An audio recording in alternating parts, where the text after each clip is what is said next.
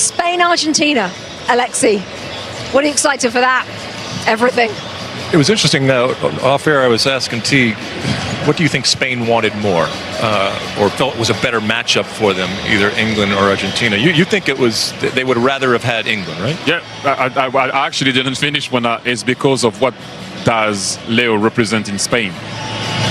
He played all his career there, and the fear that they might, I said, because we can see that they're a good team, that they might have facing him might be stronger than any other human being because of what they've seen so many times in their country. That's the reason why.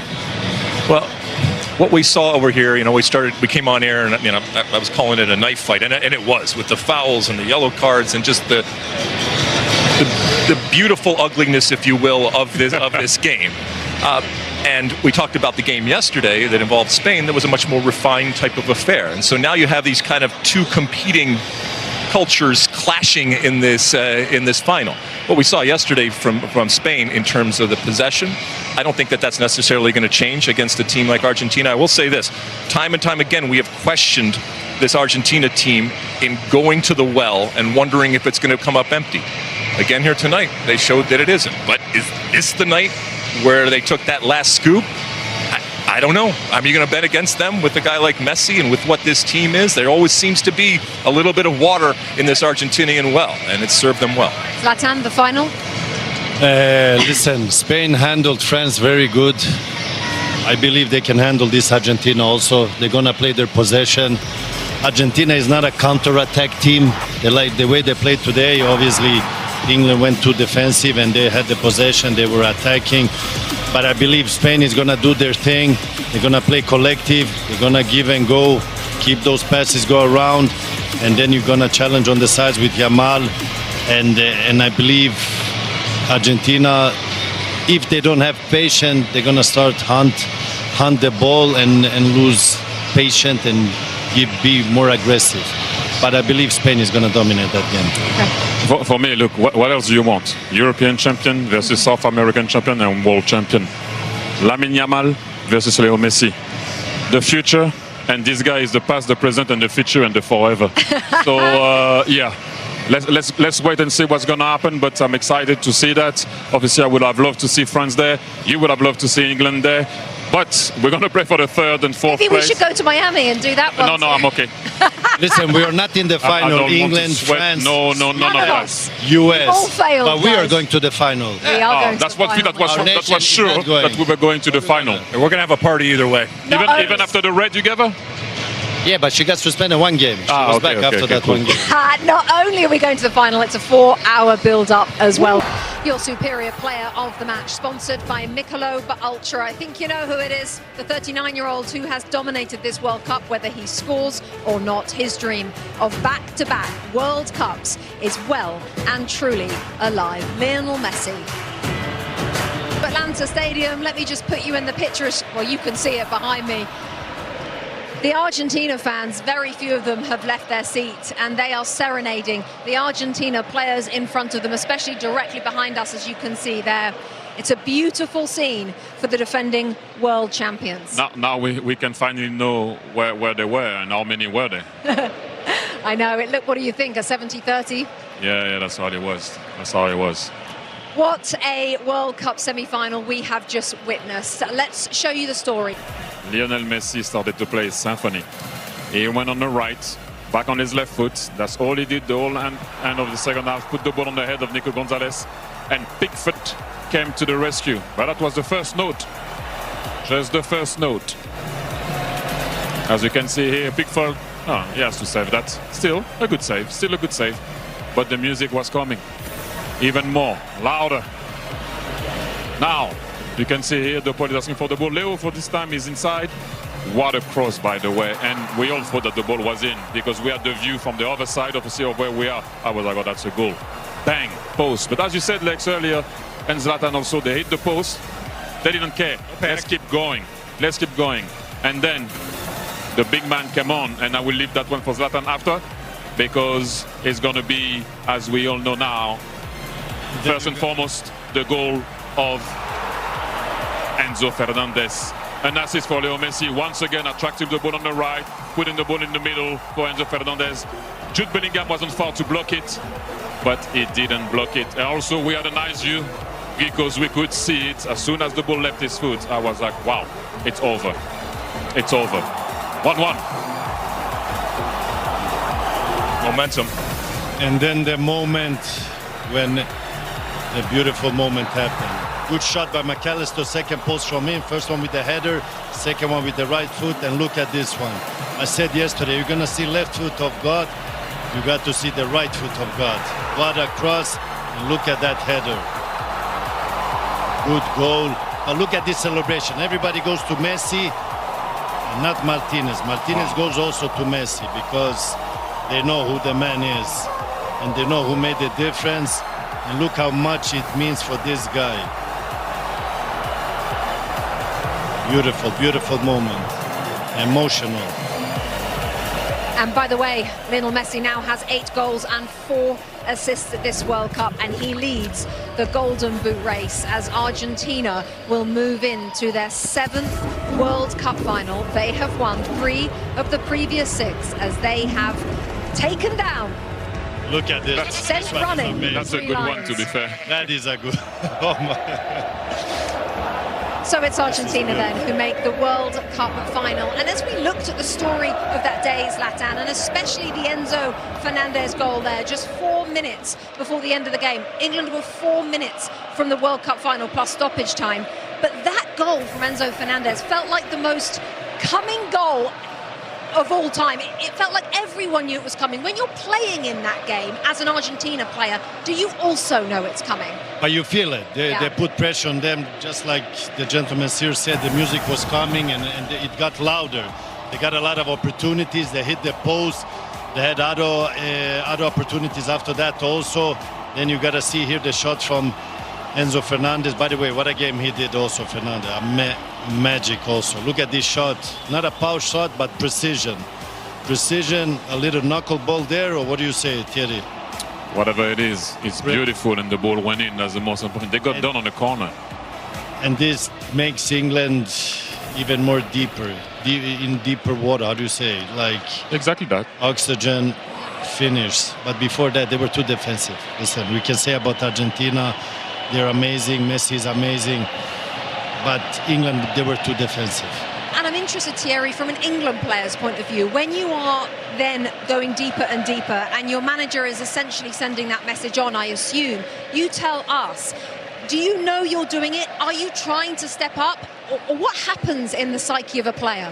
First and foremost, I'm going to have to bring you back to when you're on the bench as a coach. Things go so quickly. We sit here, we're calm. We're having a sandwich, we're having a coffee, and we're like, oh, I would have done this, I would have done that. Right. Now we need to analyze it. Thierry, explain with Rashford what happened. We need to analyze it. Rashford was supposed to come on just before Gordon scores. Then Gordon scores, then suddenly 5 minutes after he goes into a back 5. And then when you go into a back 5 early, you lose Rich James. Then you lose Rich James. What do you go about it? Then Spence changes. Then you put O'Reilly. But then O'Reilly now is playing on the wing. What are you doing? Boom, they score. Where do you go from that 5-3-2? You know, and then boom, they score again, and then you try to put guys towards the end. It's not easy. I will repeat it again. They went into a back 5 too early. But I also will tell you something. When you're on that bench and you start to think and you look at the clock, you're like, oh, it's nearly the end. And sometimes you look again and you're like, 20 minutes has passed. I can assure you that it's not that easy, but still. He went into a back 5 too early. You don't play that team too low, too early like that. That is so interesting because, of course, for fans it goes so slowly, but for the coaches it goes so fast. Zlatan, you were going to say? That's why I said that Thierry explained with the situation with Rashford. That's the dynamics. What was supposed to happen and what happened. He was meant to go for Rashford to come in and push for the counter-attacks, and then suddenly you score a goal in that moment. You go in a back 5. They had in total 6 defenders totally at a certain point, the England team. But this is the feeling you have as a coach. This time it didn't go his way. It went in Scaloni's way when he pushed all the offensive players. He played the cards right for Tuchel. He didn't play the cards right, but if Tuchel would have win the game, we would have said, whoa, what a genius. Like, He went on the defensive part. Argentina couldn't put a hole on them. And then if you look at Argentina, everything happened in the end. In the end, like the last minutes. Not how you start, how you end, yeah. You've always said it, Lex. Well, I mean, now we've taken a little time away.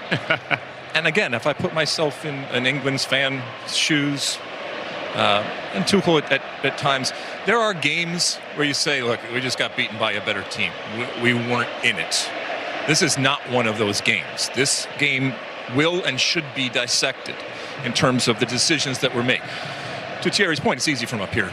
Well, next up for England, the third place match against France. For Argentina, they're one step away from becoming the first repeat World Cup winners since 1962. They will face Spain at New York, New Jersey Stadium. For more reaction to Argentina's victory today, we send it pitchside. Carly Lloyd, Landon Donovan and Jules Breach. Jules.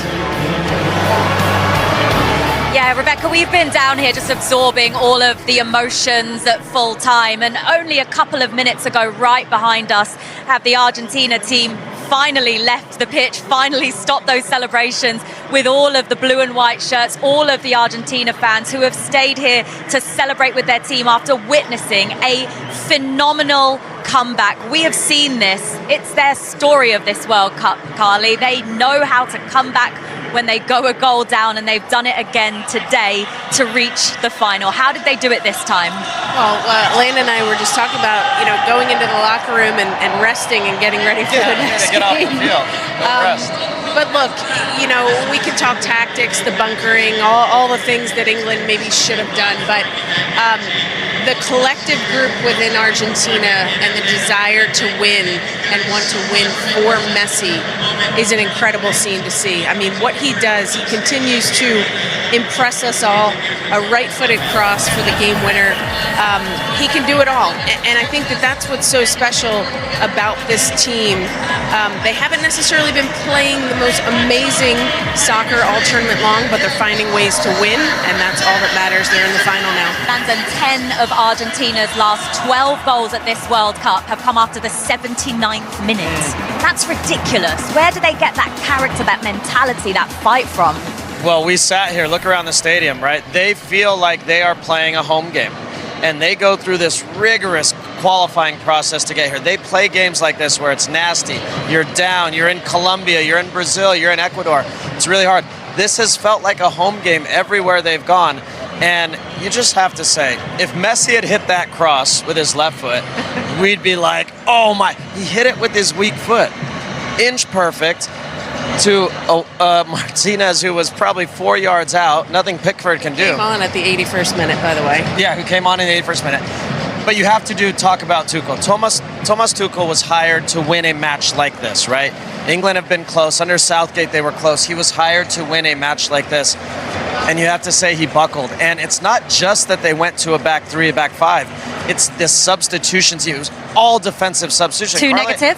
Yeah, it was. And Carly and I were talking about it. The problem is then when Argentina equalize, now what do you do? When Argentina go ahead, you don't have players on the field who can now impact the game going forward, and it makes it really tricky. Did it way too early and way too negative. I'm sure as a player, I have felt that. I've been a part of teams where the coach has decided to go into a bunker for a really long time, and it's just so hard to withstand and it dropping with that your mentality, exactly. Right? Like, and then they're bringing it, they're pushing, balls into the box, crosses in the box, shots from outside of the box, and it's just incredibly hard. The guys are going to be talking about Argentina against Spain that's coming up in the final. So just a final thoughts on England, who are now leaving this World Cup. They, of course, have the game on Saturday against France, the match that no one wants to play in. But what will they have taken away from this World Cup? Well, it was fun to watch, fun to be a part of. But really, I said this about the U.S., said about Canada and Mexico. They really won the games they should have. And the game where maybe they were punching a little above their weight or they were even, they lost. So it's hard to judge them poorly, but it's also hard to judge and say that they were amazing, because the game that they needed to get over that hurdle, they didn't. We were down here as soon as the full-time whistle went, and something that we have seen after every single England game is that the players come, they stand in front of their fans, and they're normally singing Wonderwall, and it's normally a scene of joy and celebration. Today, Rebecca, it was a scene of heartbreak for England, and their wait for World Cup glory goes on. Jules, Carly, Landon, thank you so much. We are going to talk about the World Cup final in just a second. I've just been handed a stat that backs up everything that these three said, not just post-game. I have to say, throughout that second half, the average possession between England's goal, the Anthony Gordon goal in the 55th minute, to Lautaro Martinez's winner, the average possession, 12% England, 88% Argentina. We have talked that to death. It just backs up what you guys were saying. The World Cup journey ends here at the semi-final. What are your immediate thoughts at full time? Yeah, we're disappointed. We were so close, but we got too passive after we scored and conceded a lot of chances and could not turn the ball possession around. And just conceded so many crosses and chances and shots. So yeah, we were close, but couldn't keep the level up after we scored. You've made defensive substitutions in the past couple of matches when we have gone ahead in a game. You did the same again today. Why do you feel they didn't work today? Yeah, I did also offensive substitutions in the last games. We just tried to help the player. We conceded straight away. We decided to go to a back five because the gaps were far too open. They won every header. They kept crossing and crossing. So we went to a back five to close the gaps inside and be stronger in the air because straight after our goal with no substitution, we just conceded way too many crosses and way too many chances. So we tried to help, but of course the responsibility is on the coach. And if it doesn't go wrong, it's easy to say that it was. If it doesn't go well, it's easy to say that it was wrong. Given the point in the game that it was there ever any thought process in your mind about maybe trying to go for the second goal? Yeah, but it doesn't help if you don't have the ball. If we couldn't get out, of course we wanted to go for the second goal, but I had not the feeling that offensive substitution would help. It was we stayed in our 4-4-2, but became passive, more and more passive. We couldn't win any balls, couldn't keep the ball. So I think it was not a structural problem. We changed nothing after the goal, but the match changed completely. But again, it's no problem. I can understand that these discussions are out there, and like, of course, million of coaches after the game who know it better. Yeah. I guess the question would be as well, though, did it perhaps invite more pressure on a defence that had already put so much into previous matches? Well, you can discuss this with a million coaches. I have to make a decision on the pitch. That's how I analyze the match, and I did the decision, and I take the responsibility. No regrets over that then? Any other regrets, Thomas? No, in the moment, no regrets. The team gave everything, and we were very, very close. I think we deserved to be up 1-0. Played one of our better matches, maybe the best match in the circumstances. Team was top. We couldn't bring it over the line. No, in the moment, no regrets. You mentioned throughout the tournament that we'd see a better England. Did we ever really see Thomas Tuchel's England that you wanted to see? I don't know. I have no answer to that question because I don't really know what that means. It's. I don't know. I think we saw the mentality throughout the match and the strong group, and we played the matches how they were. We played against strong teams in the group. We had a lot of miles, a lot of traveling. We played in altitude. We played in 10 men. We played in the heat. We overcame every obstacle. We were very, very close today. It's not the moment now to analyze the full tournament. We just went out because we lost the... Quick soundbite there from Thomas Tuchel. James Pearce, the reporter for The Athletic, just putting on social media another quote. It was not a structure problem. We played maybe our best game. No regrets. Your reaction, Zlatan, to that? It's too early to answer. You have to take a day, reflect, analyze the game in a good way, and it's heat of the moment. Listen, if you ask him in 30 minutes, he will have a different answer again. So, and to be honest, he has been there short time. So what is Tuchel's identity? I mean, when you win, you win. The way you win is not important. Important is to win. Thierry? I will stand on what I say. He went into a back five too early. I don't think it was the wrong thing to do. It was just too early.